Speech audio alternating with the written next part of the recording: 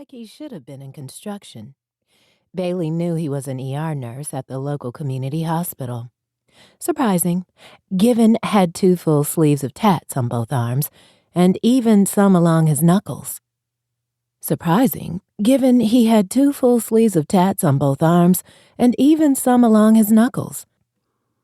All in all, he was fucking hot. Damn it. He broke the stair first to look at his son, then placed a wide palm on top of Jaden's head. Give me and Miss Thorne a second to talk. Although his tone was flat, the resonance of his voice made goosebumps prickle up her arms. There was also a hint of a New England accent, yet not a masshole. Either way, he didn't sound like he'd been born and bred in the Central Valley of California like her. He gestured his head to the side, pulling her out of thought. He said to his son, "Taylor's here." That's all Jaden needed to hear. He took off toward the door just as an African-American boy entered.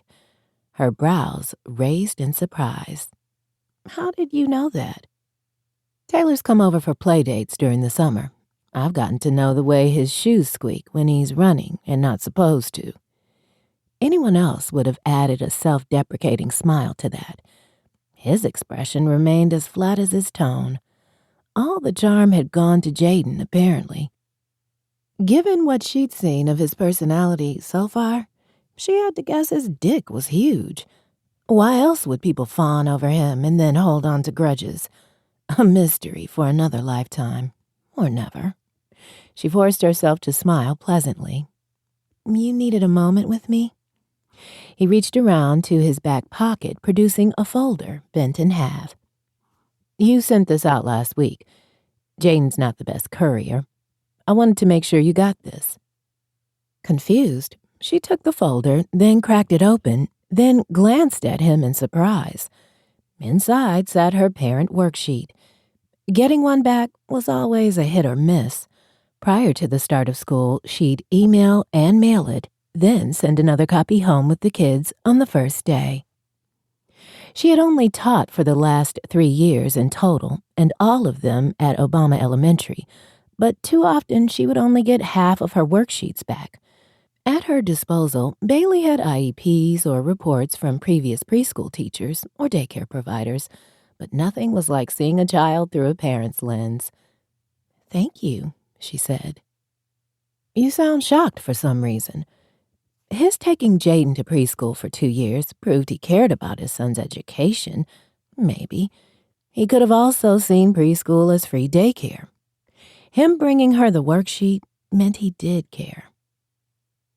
"I've heard you're pretty hands-on with Jaden." "But?" "No but. I believe you." Finally, he cracked a smirk that put a light in his blue eyes, but didn't soften a single masculine feature. And that was the appeal. So, it wasn't just a big dick that reeled people in. She held her breath and hoped air deprivation would make the buzz of attraction go away.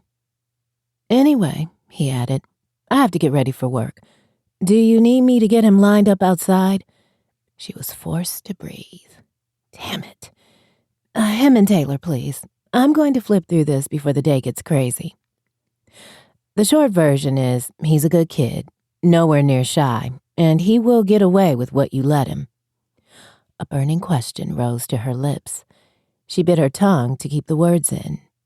He narrowed his gaze. "What is it?" He was way too perceptive. She had to keep that in mind. "I won't hold you up. If I have any questions, I have your number and likely your email from the worksheet." He scrubbed a hand through his beard and sighed. "It's going to be a long year if you keep doing that. Ask me anything. I'll let you know if you've crossed over into something you don't need to know." "That's fair," she said, sounding cagey to her own ears. And, even with all the rumors, gossip, and broken hearts, one thing Jake never talked about was Jaden's mom. He never answered the question. Never. Her apathetic attitude toward him gave her the courage, or a rare moment of stupidity. Will there be